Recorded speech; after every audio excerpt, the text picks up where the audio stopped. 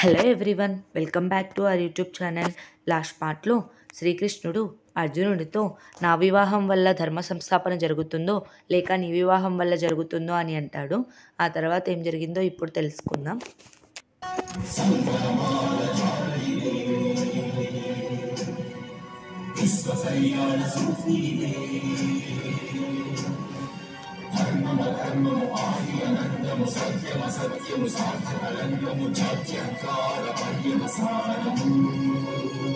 శక్తిదే భక్తిదే జీవన్ముక్తికి మార్గమిదే పంచమవేద సారం మహాభారతం కృష్ణుడు చూపిన లీల ఇది జీవన వేద మార్గమిది గీత జనించిన క్షేత్రమే మహాభారతం. హస్తినాపురంలో ప్రజలందరూ ఇలా మాట్లాడుకుంటూ ఉంటారు.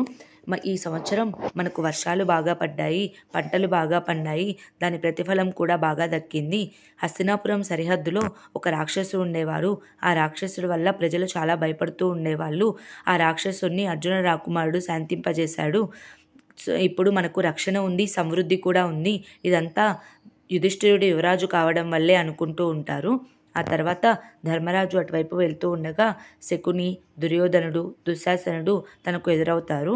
అప్పుడు ధర్మరాజు శకుని మామకు ప్రణామాలని శకుని దగ్గర ఆశీర్వాదం తీసుకుంటారు. ఆ తర్వాత దుర్యోధనుడు, దుశ్శాసనుడు కూడా ధర్మరాజుకి ప్రణామాలు చేసి తన కాళ్ళకు నమస్కరించి ఆశీర్వాదం తీసుకుంటారు. అదంతా చూసిన కులగురువు కురు రాకుమారుల మధ్య ఈ అన్నదమ్ముల బంధం చూస్తూ ఉంటే నాకు చాలా సంతోషంగా ఉంది అని అంటాడు. అప్పుడు పక్కనే ఉన్న విదురుడు, గాంధారరాజు గనక వాళ్ళ పక్కన లేకపోతే నేను కూడా చాలా ఆనందపడేవాడిని. నాకు ఎందుకో గాంధారరాజు ఈ హస్తినాపురం శాంతిని పోగొట్టడానికి ఏదో ప్రణాళిక వేస్తున్నారు అనిపిస్తుంది అని అంటాడు. ఆ తర్వాత శకుని, దుర్యోధనుడు, దుశ్శాసనుడు ఒక గుహ దగ్గరకు వెళ్తారు. అప్పుడు శకుని అక్కడ ఉన్న ఒక సాలెపురుగును చూపిస్తూ, సాలెపురుగు ఎందుకింత శ్రమపడి తన గూడును నిర్మించుకుంటుందో నీకు తెలుసా దుశ్శాసన అని అడుగుతాడు. అప్పుడు దుశ్శాసనుడు నాకు తెలియదు మామయ్య అని చెప్తాడు. అప్పుడు శకుని తను ఎందుకు ఇంత కష్టపడుతుందంటే ఎవరైనా శత్రువు వచ్చినప్పుడు ఆ గూడు లోపలికి వెళ్ళి ఇరుక్కుపోతారు, బయటకు వెళ్ళే దారి కూడా తెలియదు, అలాగే గిలగిలా కొట్టుకొని ప్రాణాలు విడుస్తారు. అది చూసిన వారికి చాలా సంతోషంగా ఉంటుంది కదా. నాకు కూడా పాండవులంతా వారణావర్తం వెళ్ళే నిర్ణయం తీసుకుంటారో అప్పుడు చాలా ఆనందం కలుగుతుంది అని అంటాడు. అప్పుడు దుశ్శాసనుడు మీరు చెప్పిన ప్రణాళిక ప్రకారం పురోచనుడు వానరావర్తంలో అంతా సిద్ధం చేశారు. ఇంకా పాండవులు వారణావర్తం వెళ్తారు కానీ తిరిగి హస్తినాపురంకి రారు అని అంటాడు. ఒకవేళ వాళ్ళు వారణావర్తం ప్రయాణం మానుకుంటే అంటే మహారాజే కదా యువరాజుకు ఆదేశం ఇవ్వాలి అని అంటాడు. అప్పుడు దుర్యోధనుడు ఆదేశం ఏమీ ఇవ్వనక్కర్లేదు, స్వయంగా యుధిష్ఠిరుడే వెళ్ళి అభ్యర్థన చేసి అనుమతి అడుగుతాడు, లేకపోతే ఆ పాండవుల సమక్షంలో హస్తినాపురం ధ్వజస్తంభం కూలిపోతుంది అని నవ్వుతాడు. అది చూసిన దుశ్శాసనుడు మీరేమంటున్నారో నాకేమీ అర్థం కాలేదు అన్నయ్య అని అంటాడు. అప్పుడు శకుని ఒక శీలను ఎంత గట్టిగా కొడితే దాని మొన వెళ్ళి గోడలో ఇరుక్కుపోతుంది, అదేవిధంగా మీ హస్తినాపురానికి ధ్వజస్తంభం అంటే మీ తాతయ్య భీష్ముల వారే కనుక ఆయన్ని ఎంత అవమానిస్తే మొనలాంటి యువరాజు యుధిష్ఠిరుడు అంత కిందకు వెళ్ళిపోతాడు. కనుక నువ్వు ఆ ముసలివాడిని అవమానిస్తూనే ఉండు దుశ్శాసన అని అంటాడు. ఆ తర్వాత గాంధారి కొత్త కొత్త బంగారు నగలు చేయించి అన్నీ పట్టుకుంటూ ఉంటుంది. అప్పుడే తన చెలికత్త వస్తుంది. రాసు కదా, నీకోసమే చూస్తున్నాను, నువ్వే చూసి చెప్పు, ఈ నగలన్నీ రాకుమారి దుశ్శల స్వయంవరం కోసం చేయించాను, నచ్చాయా నీకు అని అడుగుతుంది. అప్పుడు చెలికత్త మహారాణి రాకుమారి దుశ్శలకు స్వయంవరం ఎలా జరుగుతుంది, రాజభవనంలో అందరూ మాట్లాడుకుంటూ ఉన్నారు, రాకుమారుడు దుర్యోధనుడు దుశ్శలకు సింధు దేశం యువరాజుతో వివాహం నిశ్చయించారని చెప్తుంది. అప్పుడు గాంధారి సింధు దేశంతో హస్తినాపురంకి ఎప్పటి నుంచో వైరం ఉంది కదా అని అంటుంది.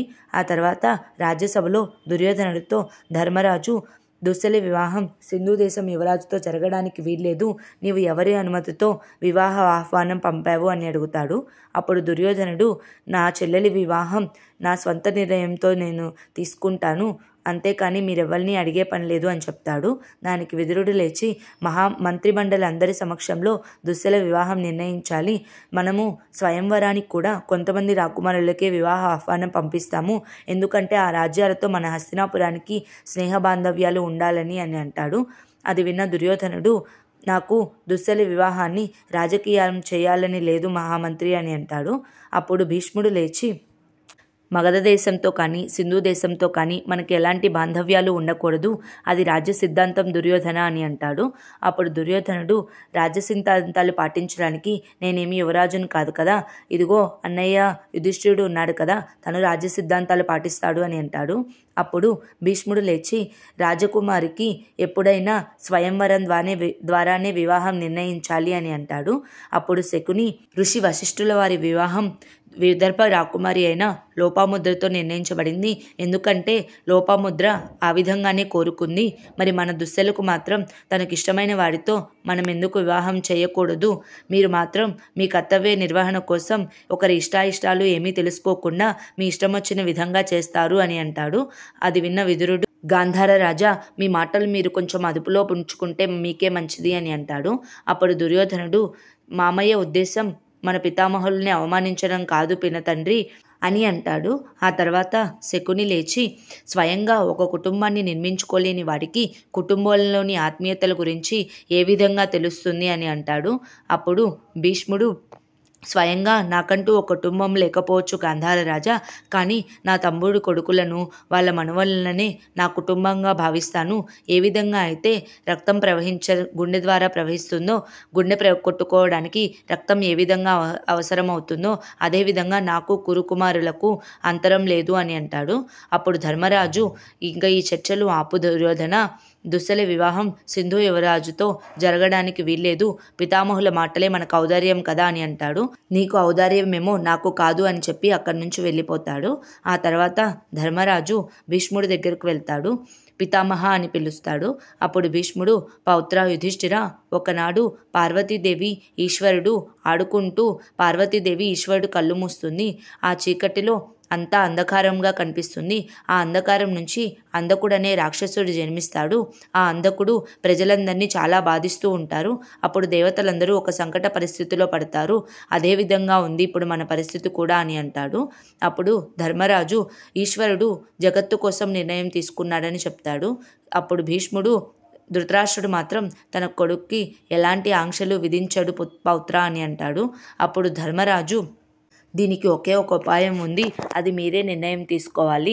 నన్ను యువరాజు పదవి నుంచి తొలగించి దుర్యోధనుని యువరాజు చేయండి, లేకపోతే అతను ఇటువంటి ధర్మ సంకటాలను తెస్తూనే ఉంటాడు అని అంటాడు. అప్పుడు భీష్ముడు, నీవు ధర్మ సంకటాలకు భయపడుతున్నావా యుధిష్ఠిరా? నీ నుంచి నేను ఈ సమాధానం ఆశించలేదు అని అంటాడు. అప్పుడు ధర్మరాజు, మీకు రోజు ఇలా పరాభవం జరుగుతుంటే నేను చూడలేను అని అంటాడు. ఆ తర్వాత భీష్ముడు, నిన్ను కనుక తొలగించి దుర్యోధనుని యువరాజు చేస్తే అతడు నన్ను గౌరవిస్తాడు అనుకుంటున్నావా? అలాంటిదేమీ జరగదు. నేను నా తండ్రికి ఎప్పుడో మాట ఇచ్చాను, ఈ హస్తినాపురంపై శాంతి భద్రతలు నెలకొల్పుతానని. నిన్ను యువరాజు పదవి నుంచి తొలగించి దుర్యోధనుని యువరాజు చేస్తే ఇంతవరకు నేను పడిన శ్రమ అంతా వృధా అవుతుంది. కనుక నీవు జీవించి ఉన్నంతకాలం నీవే యువరాజుగా కొనసాగాలి అని చెప్తాడు. ఆ తర్వాత ఏం జరిగిందో నెక్స్ట్ పార్ట్లో తెలుసుకుందాం. Please like, share and subscribe to our YouTube channel.